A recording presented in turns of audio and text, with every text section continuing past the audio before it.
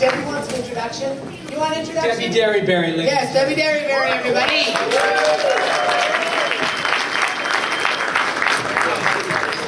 Debbie, Rich and Ralph. Yes. Thank you for coming. This is so Cincy-ish. Hello? How are you? We can do this the hard way or the easy way. Which one do you choose? The hard way. All right, try to catch us. Yeah. Zim knows of what he speaks. Yes, I know. I like in Cincinnati a lot. I don't think it'll blast out of here. Well, Nobody's dropped any turkeys from helicopters. we landed in Kentucky and we're in the wrong place. It's right across the river, right? Yeah, there's a tri-state, I'm told. Oh. As I understand it, it's Kentucky, Ohio, and Indiana. It's Indio. Just like Indio. Indio. It's Desert City. Did you guys know that? Yeah, you probably knew that already. Anyway, hello Cincinnati. Hey. Nice to see you. Thank you very much for having us. I presume this is a panel about voice acting, ostensibly. Is that right? So you want to be a voice actor. But first, Robbie and I would like to sing this, and Rikki can join us in W too. Ready? It goes like this. Baby, if you ever wondered Whatever became of me. I'm living on the air in Cincinnati. Cincinnati, WKRP.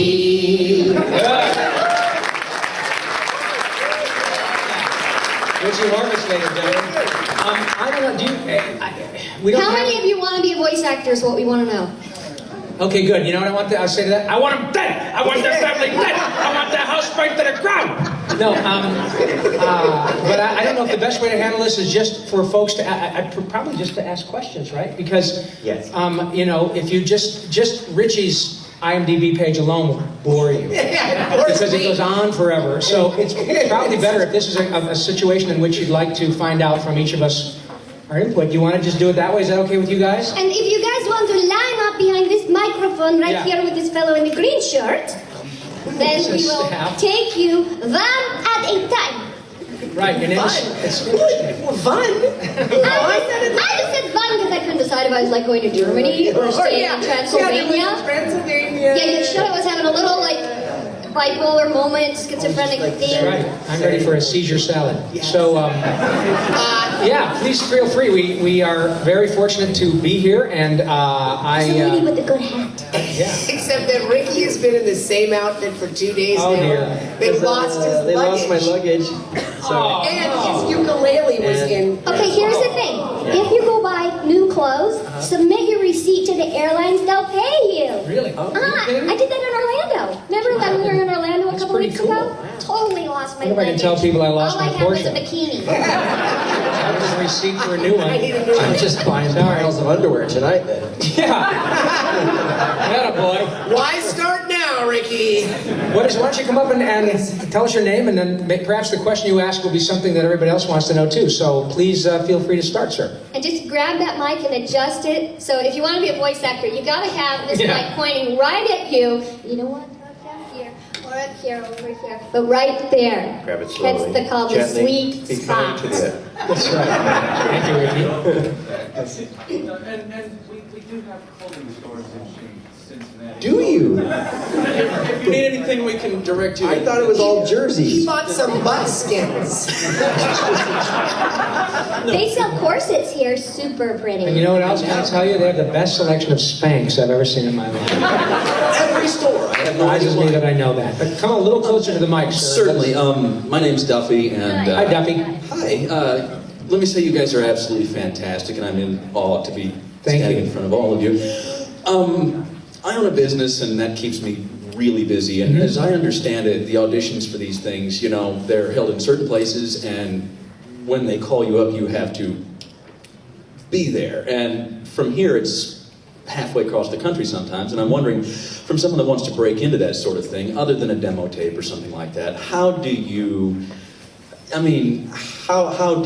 get into it without having to run all over the country on your own dime and trying to break into something like this? Yeah. There's something called the internet, and I just Can I found just out say, about excuse it. me, Richard doesn't mean to be condescending. Oh, that means talk down to me. I do mean to be condescending. That's how he got to be where he is. That's right, by condescending being. I know. Yeah, it's true. He makes people feel as small as he is. Say that. I can say that because I never reached 5. Did you people think that was funny? Get out! I was 4'7" when I worked with him. That's right. Actually, though, Richard is honestly, he's one of the premier voice acting teachers in Los Angeles. So he's a great guy to start that out. So Thank you, Rob. The answer is this: is that yes, in animation, the work is in LA predominantly. New York a little bit for like a lot of the Nick Jr. stuff. There's a lot of stuff in New York, but you know. Most of us, before we broke into animation, we broke into commercial work first because it was easier for agents to get us work before they got, basically an agent has to introduce us to the town, and then that's how we got into animation. But in the meantime, in commercial work, we were being submitted daily on commercial radio jobs, TV commercials, and those were easier for the agents to start getting us known and make money. So, with commercials, there's a lot of options. Because there's what we call regional agencies. So there are Midwest agents, there's agents in Chicago, there's agents in St. Louis, there's agents in Cincinnati. Yeah. And there's online agents that you never meet that all they do is you subscribe to the service and they send you auditions. It's just it's basically a cattle call, and you can do it even if you live somewhere completely remote as long as you have internet. And also, and Debbie, I know, and I'm not sure about Nikki, but I know that Debbie and Rich, you guys have both pretty viable studios at home. Right? Yes. And they're not terribly sophisticated. I'm not talking about 50 grand worth of studio stuff. Because of the way the technology is now, I mean, you've got stuff that you could probably have broadcast quality things at your home, and we can take them. We actually travel with a lot of our stuff. Like, I bring my whole booth with me. It's set up in my hotel room now. It's called a Harlan Hogan box. Well, I do IT. I set up things like that for people. I just didn't know that breaking into voice work, if that was necessary. You can pay Voice 123 their fee, and they will send you auditions all day, every day, and you can sit in your closet and submit. And also, like Rob was saying, is studio-wise, if you have a laptop, like I use a Mac, but the Apple Store sells a great line of microphones that are USB, like the Blue Yeti is one of the best mics. The Blue Yeti sounds great. And I'll tell you something, I've been out of the country and I've used the voice recorder on my iPhone. The iAudition? And I send it in, and then I always send myself a copy so when I get home I can see what it sounded like on my big speakers. And it sounded great. yeah, I mean, I have a little thing called an Apogee microphone as I well. use the Apogee. And I plug it in. I've got there's a thing called Twisted Wave that I use use that too. on my iPad, right? How about that? And isn't this great? It's never so great because I can keep her on the dashboard of my car next to my Jesus. And this is Yes Man. Right next to my plastic Jesus. It's fantastic. I wear her as a stick pin. Yeah. I just put her right here. Hi, Debbie. But it's great. There's this Twisted Wave app. It's not terribly expensive. I use it on my iPad, and I'll bet I audition in my car, I don't know, 10 times a month because I live 30 miles away from where I work most of the time. But it's a really pretty house. Yeah, it's super nice. But it's not. Now in that case, it's not a broadcast quality thing, but it's fine for auditions. And I've booked 2 or 3 jobs out of auditions I've given in my car. Not when I'm driving, but no, there are lots of different ways to do that. And there's also a really cool thing that gives you a little more detail that our friend D. Bradley Baker put together, who is a fine actor. And he did something that helps all of us called iwanttobeavoiceactor.com. So informative. Yeah, it's very informative, and he hooks you up with other links of what other actors have done. So, in my view, in terms of the technical aspects of it, that's probably the easiest one to deal with because there's the internet and there's all the Zephyr boxes and ISDN and all that. So technically, like go to your local Apple Store, as Rich said, you've got an embarrassment of riches. Yeah. The trick. You said rich twice. Yeah. Yeah, richer riches. And the trick is how do you get, people hearing you and compete and all that stuff. And so, like, you don't have to be in LA to start doing stuff. Yeah, I mean, if you want to work in if you want to work, the places that we do, they pretty much hire local talent because they still like you to be in the studio, and I like that. But to get your stuff out there. And Well, also the studios have food, and Rob eats a lot. Oh, I do. It's free. I may be dumb, but I'm not stupid. Right? Right. Salami has bacon. Yeah. It's turkey There's a bacon. studio called Salami. Yes. They always have Tur- I turkey love It's the turkey bacon. You know, you walk in the doors at Salami, it smells like turkey bacon. And they cater. You get lunch every day. Thank you for your question. Thank you Good so luck to very you. much. Thank you. Hello. Hi. Hi, my name's Hope. Hi. I'm just really pleased to be here and meet all of you. I feel like that kid that just met, like 2-year-old that's meeting Santa. It's like, Thank you, sweetie. You're not going to ask us for presents. We're bearded and old. You're getting old. I just hoping she's gonna sit on my lap. I mean, I ain't Santa Claus or nothing. I know that's creepy, but I just gotta do it.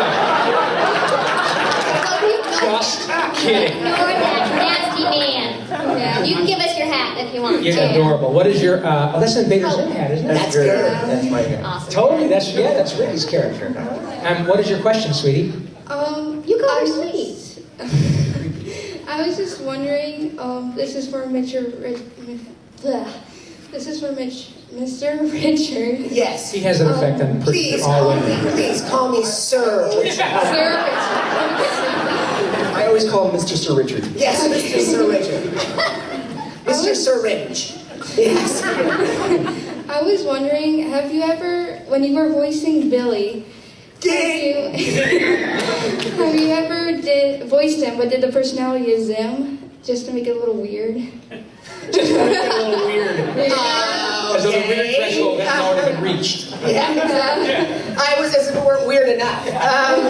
You're not weird, I was just... Oh, you're very kind. Thank you. What is weird? I'm not like little Everybody's girls weird. sit on my lap weird.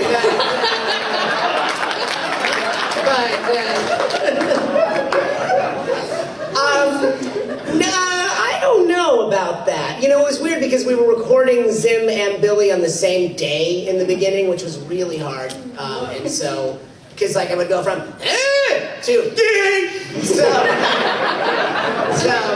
so yeah, I'm sure I got confused a couple of times. Yeah. I guess. Did. The answer is yes. Yes, I did. Okay, Thank you. You're welcome. Good question, though. Hey, man. Oh, Here hey, he you. is. Hey, hello. I'm glad you came back because I forgot to tell you about something. Voice 1, 2, 3. Yeah, I wanted to tell you about that. Okay. Alrighty. My name is Landon. It's nice to see all of you up here. I'm just like. But anyways, to you, if I may say, sir. Okay. Alrighty. Sir Richard. Sir Richard. My thing is, what was your experience? I'm just kind of, yeah. Okay. What was your experience like? Because I'm a huge Ninja Turtles fan. So there's any Ninja Turtles fans in the house here?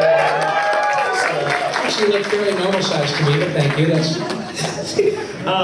What was your experience with that, and then including with the new series that you guys? Well, the experience is in a nutshell. Turtle Power. Stop me before I pun again. No, look. I mean, it is an incredible thrill to not only be involved in one franchise that becomes arguably iconic, but then to get another crack at it 25 years later, and it so happens that silver goes with purple. I call experience. Arguably better than brown hair went with red. So being a two-time turtle is an incredible thrill. And the thing that is really lovely for all of us here is that we've all worked on shows that have been pretty solid in terms of their appeal for a generation now. So that when we get to come to things like this, and it's happened already probably a couple dozen times for me today, when you meet people who are the parents and they bring their children and they both love the shows on which we've had the good fortune of performing, that is an incredible thrill, that you're still valid as a performer, but your shows are still interesting to people 20 years, 25 years later. So to get another crack at Ninja Turtles with a whole new crew in terms of the folks who are performing it and making it. But the cool thing is now that the people who are making the show get the mythology. They understand it because they're your age. They all grew up watching Ninja Turtles and they love it. So the huge thrill for me is when I meet people who say, I'm 27 years old and 28 years old. I'm not sure I was really going to dig Turtles, but I watched it and I really like it. And it's because people are making it. 29, so I can relate to it. Thanks. My son is 29, and they understand that people who are making it get it. And so I think that's why the show has become successful. And by and large, people seem to really like the new one as much, in some cases even more than the old one. But in any case, all of us have been involved in shows that are maybe 15, 20 years old now. And it's incredibly heartwarming and flattering to get out and meet people who love the work 20 years later, man. It's really cool. So that's my experience, and that's my experience. I'm sticking to it. You know, I noticed that you're calling it work, and we say that loosely because it's just fun. I mean, we're lucky to be able to do what we do, and I never have had to say I have to go to work. It's always I get to go to work today, and Or God, I hope I get to work today. Or I'm getting, wait a minute, Rikki replaced me again? Yeah, Rikki I get that a replaced me lot. again. That's, Rikki. tired of that. Way to go, Rikki. Rikki. Sorry. Yeah. But anyway, no, thank you very much. I'm glad you like the Turtles. Thank you, dude. Thank you. Appreciate it. Hey, man. Hello. Those goggles. Nice. Yeah, I love it's goggles. from the Starman costume. Starman. Starman. Nobody is Doesn't giving look today. great? Yeah, he looks great. I'm gonna move Next this up. question. Oh, My name is Will. hello, Will. Thank you all for being here so much. Specifically, Rob, for helping me out so much in elementary school. Oh. Because I say that I learned everything from Schoolhouse Rock and Animaniacs, like the presidents. That's great the company, buddy, alphabet, because I thought you were not allowed to be within 100 yards of it. Richie, that's only when I'm in the van. Oh, right, okay. I'm in a turtle van, and I know that I ain't supposed to be too close to... Damn it, you got to bring that up every time. I'm sorry. My parole officer is here, and I didn't do nothing. Well, at least he was in junior high this time. That's Me and Mr. Polanski, we got our own show. Anyway, forgive me, I'm sorry. He started it. They're really bad men. Both We are. of them terrible men. But thank you for saying that. I was very fortunate to work on Animaniacs, and the fact that those shows had incredible, skillful music folks Oh, yeah. was not lost on us. And I guess an example of what we were just speaking about with Landon is that that's another show that now is, because of the hub, is back on the air, and I get a lot. I've had people. I have a 3-year-old baby sister who watches it every day. Some people came up today, and they were probably in their mid-30s, and they had a couple of 8 or 9-year-olds who love Animaniacs. It's fantastic, and it's a huge thrill. But my question had to do sort of with what Debbie I just asked you said. something else. Oh, I'm sorry. What Debbie just said at the end there, which is, I've listened to many interviews over the years with people from the animation field. And a couple months ago, I listened to one that Kevin Smith did with Paul Dini. Oh, yeah. And he was talking about when he used to work on, He-Man, way back in the 80s. And he talked about how it actually wasn't all that fun working on He-Man because of just the way that it was done. The producers were very difficult. It's fine. So I was actually wondering, without, you don't have to name any names, but have you guys ever had any particularly bad times working in animation? One time Richard farted. Yeah. But she paid me to. Yeah, the producers have to pay extra for that. Right. I will say this. In the early days, we used to work really long days on a show. We like in Hanna-Barbera days, you would work an 8-hour day on a show. But now we go in and we do shows in 2 hours. We're done in 2 hours. So And there's turkey bacon. not in the old days. In the old days, it wasn't. We would go and we were full, and then we got a better. We deal did. on it. But Yeah. but it was 8 hours. Oh, I'm sorry. Go ahead. The people in the booths are always just like us, insane, fun. I mean, we just have a really good time with each other. I don't think I've ever really had a bad experience in the studio.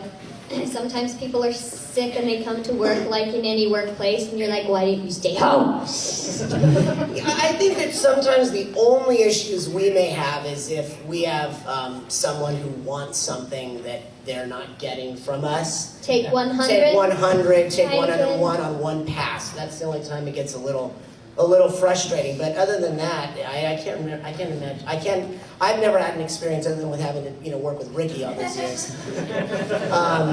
That's not really a job, it's a sentence. It's a sentence. Yeah, exactly.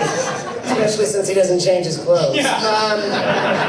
Always taking my clothes. I have no experience. I honestly, I've been, all of us have done so many shows, and the truth is that any panel, if I weren't here, and Billy West was here, and Debbie weren't here, and Gray DeLauer, I mean, the fact is that we all are friends, and we really have this opportunity every day to work with people with whom you would choose to spend your free time, and then you get paid for it. I mean, honestly, it's a pretty great gig. And it's a very generous gig, the voiceover. People are lovely people like, there's been plenty of things where, like, I've gone in on something, or Rob, or even Debbie. Debbie and I go up on the same roles a lot of the times, because she does great little boy voices. Yeah, but not as good as yours.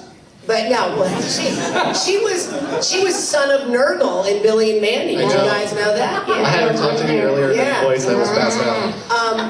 And we oftentimes will say, well, I'm not right for this, but who would be great at this? A lot of times, like, oh, well, that makes sense. Well, that happens all the time. It happens all the time. And then we hate them for a while. Yeah, but they still get to cash the check. But truly, it is a very egoless. The people with whom we work, including the folks up here, are completely devoid of pretense. They're all incredibly capable, incredible actors. But what's so lovely is that it's just about the gig, and they're really, really, really nice folks. So, I think that the worst that any of us dread is the virus, getting sick, getting that bronchial thing. I mean, I remember you were sick for a while with something that went down. Danny, man, he had 7 months. I remember Frank was out for like 2 months. That is why when you can't go to work, every job I audition it sick. So that everything is like, You get that sort of Tom Waits voice range a little bit. Shoves that microphone. I eat the mic. I'm going in after Richard. That's right. Lysol. Thank you, buddy. All right, thank you. Thanks. Your question. Howdy.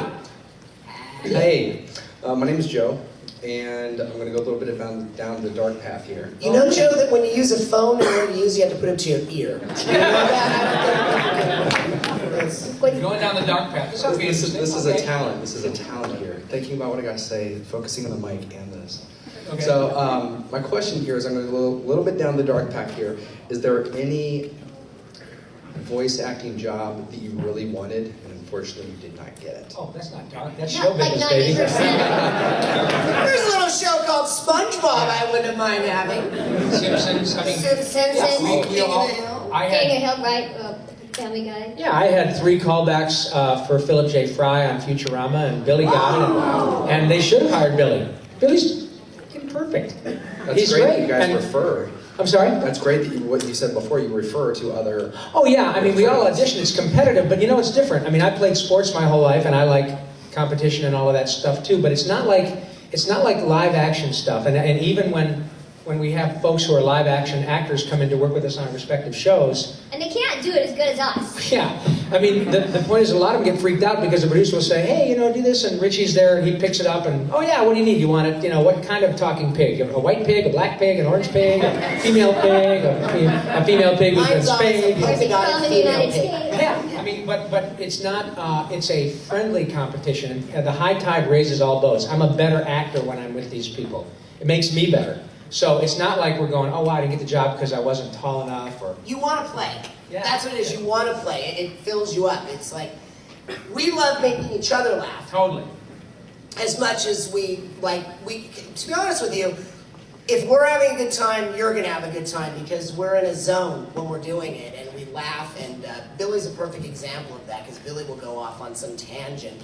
A lot of people yeah, you never noticed a tangent? It's really cool when you have a person that has his Tourette's working for him. Yes, exactly. Talk about making lemonade. It's like Jonathan Winters a little bit. Jonathan Winters, right. It was like that. But people always ask, I always get this question because Billy West did the pilot for Invader Zim. And Billy and I are dear, dear friends, and there was no animosity whatsoever in that situation, because there's been jobs, I did Squirrel Boy for a while, and then Rob I came had 3 in. callbacks on Squirrel Boy, and I didn't get that either, Rich. But I did, Yeah. and then they replaced me with Rob, and then they came back to me, Yeah. and then they canceled the show. And in the acting business, either on camera or on voiceover, it's a numbers game. You may audition for 100 things and book 1. And if you take that 99% as rejection, you're not going to make it in the business portion of it. Right. Yeah, the work part where we get to go in and talk funny and record, that is the icing on the cake. That is the fun part. The business is the business, and it can be brutal, but you mustn't take it that way. Yeah. It's just the numbers game, and you have to keep going. And drink, and start A drinking. lot of alcohol. Start drinking. 2 words, Grey Goose. Grey Goose. No, and Debbie's absolutely right, and I think that the truth is, I grew up just up the road in Flint, Michigan, and you were talking about how, doing your gig here, and Flint, Michigan might as well have been on the moon, and 30 years ago, when it now looks like the moon. But the truth is that the point I'm making is, like Debbie said, that the rejection portion and all that. Ultimately, when you're lucky enough to do something that you choose to do, that comes with not only incredibly huge rewards. You're looking at 4 people who are lucky enough to make a living, and we're in a very small percentage. We also completely understand that. So that when it sucks or when it's hard or whatever, we've got nobody to blame, if there is such a word, than ourselves. So you give yourself about 2 seconds to feel sorry for yourself and say, oh well, whoever shoved the gun in your mouth to be an actor. You can't really go around saying, oh, I hate this is not fair.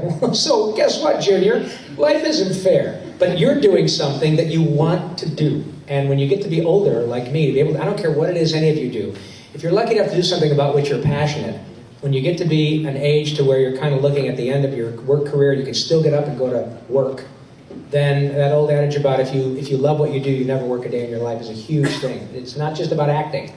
So, Or you could have a big chip on your shoulder like Ricky. Oh, please. Like, don't even get me started with Ricky.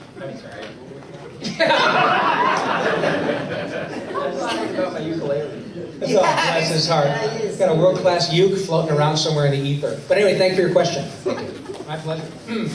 Hello, sir. Hello, my name is Thomas Murray. Hi, Thomas Murray. I'm an aspiring voice actor. I honestly just got started, and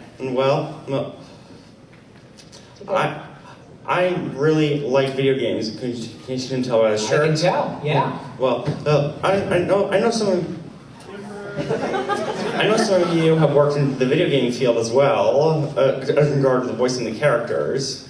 Like Mr. Paulsen, you probably wouldn't like hearing this, but You're from the IRS? No. Oh, thank God. Because I was going to say, I was talking about Bugsy the Bobcat. Oh, probably the worst video game I've ever worked on.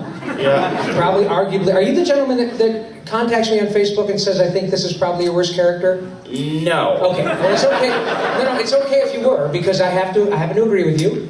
And I thank you for bringing up that very dark point in my life. What was that question you say again? What could possibly go wrong? Well, to be honest, everything. Yeah. That's anyway. Yes, my question is: do voicing the characters in video games apply also to does it go the same way for voicing characters in animation? Excellent question, my friend. I would probably say yes, and you guys all have done video games, right? I agree You don't get to because see people sometimes, though. Well, yeah, you don't have the, they're more and more of the video games we're starting to record in what we call radio style, but still it's mostly we're in the booth alone. But what's amazing is the way video games are going. Like if you see the new Grand Theft Auto that's coming out, that's not only motion capture, you're wearing the suits and all this, you're acting each scene. So yeah, it is. I mean, I would say that video games with motion capture is going more the way of on-camera acting than what we do in the studio. But yeah, because where animation is for most of us right now is that there's series going on out there, but video games are just this huge, and so that's Yeah, like Nolan North and Jen Hale and those guys are just they're becoming video game movie stars. Yeah. And for the animated video games that are more traditional animation, I think the difference between the cartoons, the half-hour cartoons, is that the pacing's a little different. Like you may only have, it's like an anime where you only have 2.5 seconds. That's the block of time they have to do it. And you don't have the other actors with you, you're all by yourself. And then the continuity's not there either because you don't have the script in front of you. It's not a big story. It's like, right here you get hit in the head. Let me hear you get hit in the head 3 times. Go! Okay? Now you're gonna, that's really good. You responded, we did again.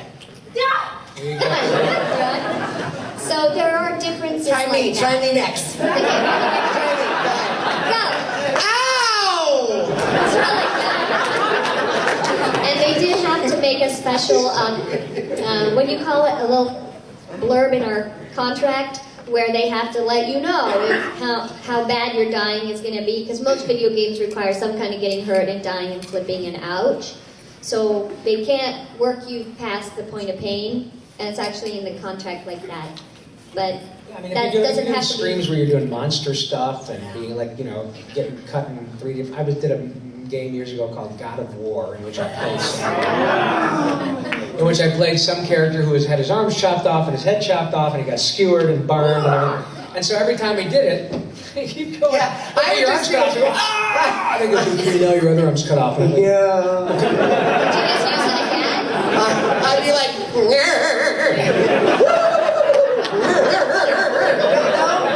can't do the 3 Stooges. What? That's how I would be. One time I did a session and they wanted him flipping backwards. There's a whole bunch of backflips. It was like, I left that session and I had whiplash. How about that? I actually had friggin' whiplash. Thank you for your question, sir. Good luck to you. Thank you. Love you guys. Thank you, buddy. Very serious. Love you more. Okay, first of all, I would like to thank all of you for letting me drag my dad and little sister all the way up here. It's been a dream of mine to meet you guys. Thank you, sweetie. Mostly Rob. Paulsen. Thanks a lot.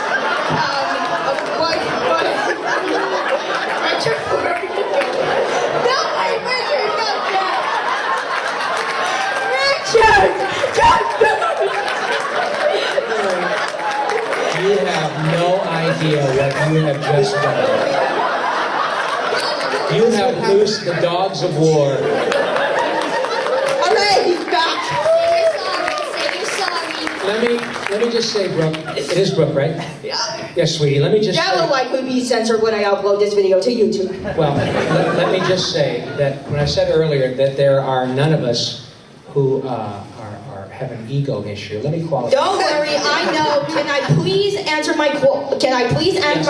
Forgive me. I'm sorry. Go ahead. What is it like listening to you guys being dubbed in other languages? Oh, that's a great question. I haven't heard that much of it. Have you heard much? I have a guy that does everything I do, that does all this stuff in Denmark. No kidding. Yeah, same guy? Yeah. Same guy does all my characters in his name's Hamlet. No, but yeah, he contacts me regularly. That's so says cool. I'm coming out to LA. And maybe I can audition for what you're auditioning for. I can take your job. I can take your job. Yeah. If you want to do it like this. Yeah. Hey Mandy, I like pie. I am thin. Bill Farmer, the voice of Goofy? He tells this funny story of how they made Goofy, the guy that does it in Japan. They actually broke down his laugh instead of he broke it down to what? And that's how Goofy laughs. No, I haven't heard that much of it. I've heard the Animaniacs theme in about 6 different languages, and it's pretty interesting. Something that the fandom is interesting is that Yaku and Frieza from Dragon Ball Z have the same Japanese voice actor. People are fascinated with that for some reason. I thank you for that information. I was not aware of that. Also, Dracula, what is your opinion on Twilight? I'm sorry? Like, I just wanted to do a Dracula's funny, opinion on Twilight? just a funny little thing for the internet, yeah. Well, I want to tell you that I'm 1,600 years old and I am still actually not allowed to watch TV yet or movies. Thank you, honey. Thank you. One of my Dracula, don't watch it. It is racist and vampires everywhere. Thank you, Brooke. Thank you, sweetie. How are you? Sorry, There you go. You break it, you buy I can fix that. a question for all of you. You know, lift it up like this, go. There you go. There you go. Thanks. See there? Okay. That's how to be a voice actor. So you want to be a voice actor? You're ready to go. My name is Zach, and this is the question for all of you guys. Which is your favorite character to voice act and why? I like doing Pinky on Pinky and the Brain. That was my favorite. That's perfect. Thanks. He does a great job too. I really like Lisa Simpson, if I could do it. Oh, my favorite one. Let's see. There was a show that Rob and I did with Howie Mandel called Bobby's World. And I played his girlfriend Jackie with the long pigtails that came down, and her mom always watched Sally Jesse Raphael. And I would share with Bobby when I had an abrasion on my knee or something similar. It was a very fun show. I actually like Rich, my favorite character to do is Pinky as well. Thank you. I honestly, we're all fortunate to do more than one, and it is kind of a Sophie's choice because they're all great and they all have their own place in our hearts, and certainly often in the hearts of other people. But Pinky was great for me for many reasons, not the least of which was that I got to work with Maurice, who is another one of those actors. Who's Maurice? Maurice LaMarche, my friend the Brain. Who? Maurice LaMarche, my friend the Brain. And so he's another one of those guys that is just so incredibly gifted, and he made me better. That Pinky is a better character because Maurice is so talented. Narv. See, and I've got to pay American dollars to say Narv. It's so funny. It's so funny that you said that it's Sophie's choice thing. Because every time I hear that, I think about my mother. I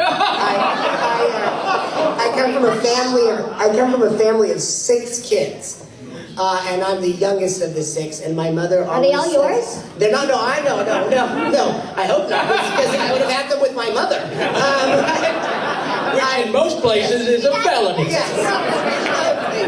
But I come from a family of 6, and I'm the 6th of 6 children. I share this on Rob's podcast. You guys listen to Rob's podcast? It's awesome, talking tunes. And my mother, whenever she says this as if this is some magnificent gesture on her, magnanimous.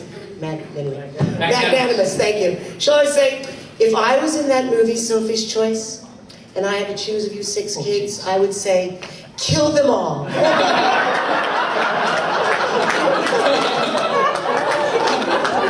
Kill them all. I'm like, oh, thanks. Yeah. Kill them all, let God sort them out. I agree with Rob. It's very difficult to choose my favorite because so much of what we do is a big part of ourselves.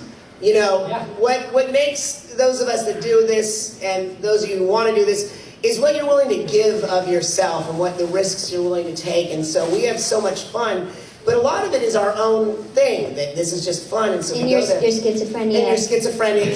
And so I can't choose one because every one of my characters has some of me in it, which is usually the crazy manicness, which is I'm a crazy manic person. If you've heard Rob's podcast, I don't shut up for 30 minutes. And I don't mean to preempt you, but I want to take this opportunity because I know it's shameless self-promotion, but one of the best, actually Ricky's the only one who's not lowered his standards enough to be on my podcast. But the other two, no, you are. Yes, you are. And if you find the time someday, I would love to have you on. But nonetheless, it's really, since we are here talking about voice acting and all that, one of the other things that you should listen to the podcast. It's free, first of all, but you really are going to get incredibly great information from not only 2 of these folks up here, but everybody who is on are people who work all the time, and they're all people whom you would like. and they all are very forthcoming with their information. So I think we have 100 episodes now, and it's called Talkin' Tunes, TALKINTOONS. You can get it on iTunes. You can get it at robpaulsenlive.com. I have an app which is free for, But the reason it's important is because this is what we're here to discuss. And so we're not going to get to everybody's, questions, and it's free, and you can listen to everybody from, Debbie and Richard to Mark Hamill and Jim Cummings and Tress McNeil and Nancy Cartwright. And I gotta say, Rob, this is... What's that? What? My wife was just listening to the number. You want to be a voice actor? Thank you, Richard. He's so transfixed. My God, there are people He here. wants to be on the board where no one's watching. Good save, ladies and gentlemen. Zim just saved. You saved that? Well, I guess he'll be live for one more audition. All we had to do was let him hurt himself, and we could have had a hell of a lot more money than our appearance fees. We could have sued this place. Are you okay, buddy? Okay, so what were you going to say? I don't remember. Your wife? This is what I heard. This is what I heard. My wife was...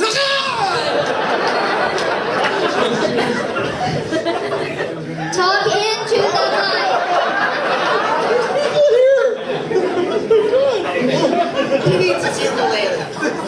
Okay, so your wife was listening to the podcast. I'm so tired. It's okay. Oh, yeah, she was listening to it, and you were doing Rich?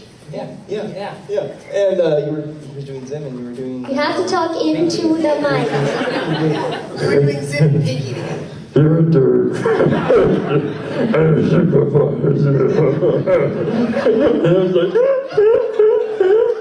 Would you like to supersize that?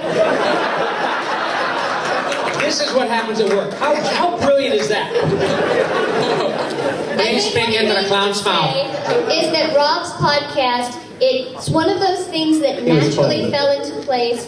Rob is a phenomenal interviewer. The name Talkin' Tunes, it's so perfect. It's one of those things that just fit perfectly. And when Rob started Talkin' Tunes, it just kind of snowballed. And everybody loves Rob. Everyone's worked with Rob. And you guys are so lucky to be in this room with this man right now. He is...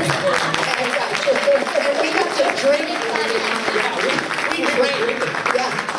But anyway, thank you very much. And you should. We just the last one we did was we did a mashup of the cast of Jimmy Neutron and Planet Sheen, and last Wednesday, which happened to be September 11th. Was that just Wednesday? Last Wednesday. Like 3 days ago? Yeah, and we God, raised a no bunch of wonder I'm money for tired. the Wounded Warrior Project, and that new podcast is up now on the website I was telling you about. So now, before you fall off again, tell us your favorite character. Oh! Yeah.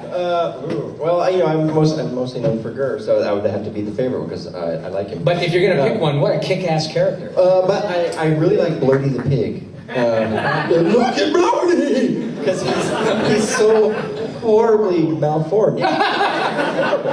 And every time that those talks would come up, or like Nickelodeon was thinking of doing Zim again, and they called Jonah in, he would always be like, I'd rather do a Bloaty the Pig show. I was crazy about that idea. Rob, can I just take this moment to tell them to go to Mimi Derryberry? And I have a Yes, pig. she has a pig. Yes, she And does. I got her from my girlfriend E.G. Daly, who does Tommy Pickles' voice. And if you want to go, I know this is so minutia. Facebook Mimi Derryberry and friend her. You can see me feeding her food. Her pig, doesn't Mimi have her own website or Twitter feed or She has something? her own YouTube channel. Is it like a little one? Me the pig. 80 pounds or so. And I'll be at the beer fest later on. And what is really so neat, one of the sweet ironies of knowing Debbie is that Debbie is Jewish and she has a pig. I think that's so sweet. You don't eat her on the Sabbath. On the Sabbath. But in the winter time when she's standing in front of the parabolic heater, I She swear smells to good. God, she smells good. She smells good. Talk about Christmas time. She I've never goes, seen I think I'm going to love Jesus just for today so I can eat this pig.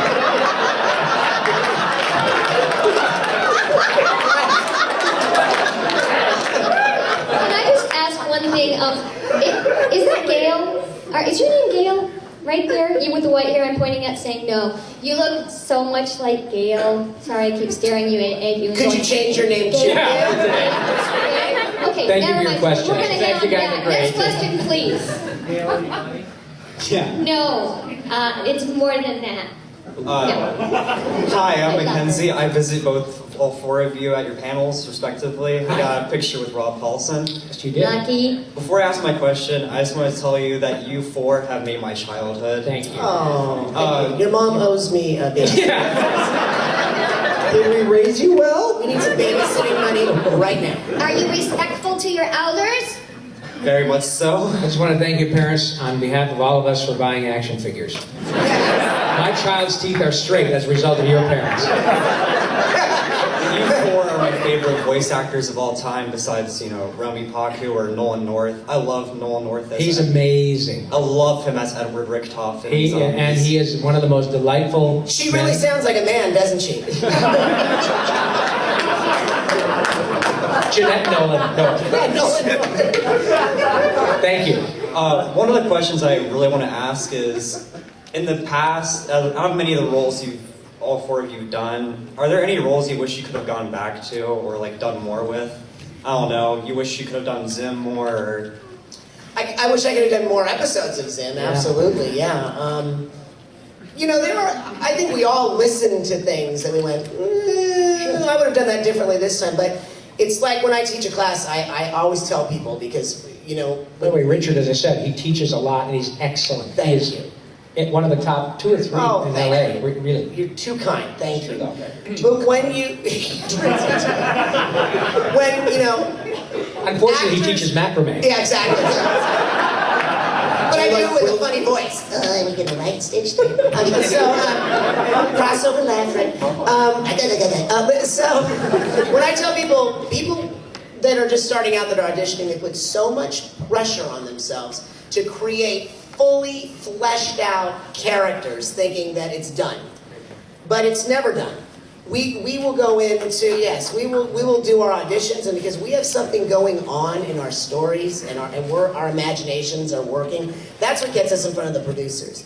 And then the producers go, okay, 99% of the time these days, for me anyway, I don't know if it's good for the same, I'm assuming it is, we often hear, we'll say, well, can we hear a playback of what we did on the audition? I go, no, we just want you to use your normal voice. Regular voice. Just use your regular voice.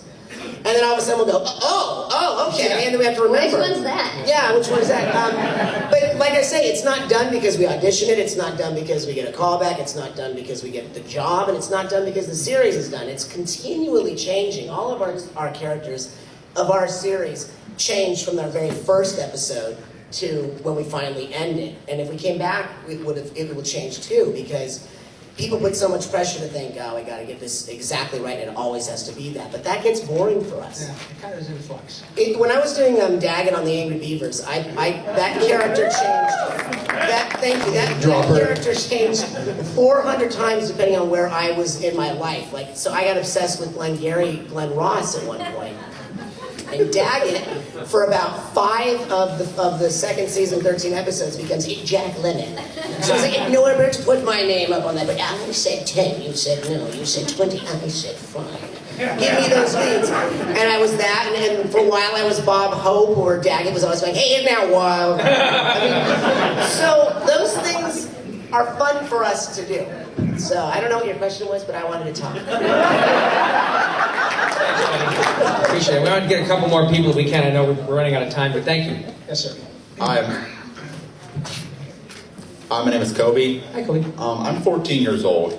Can you give any sort of suggestions on what to do to train my voice and prepare for a possible career in voice acting? But you have a marvelous voice, I just want to tell you. It's almost as low as mine. Keep working at it.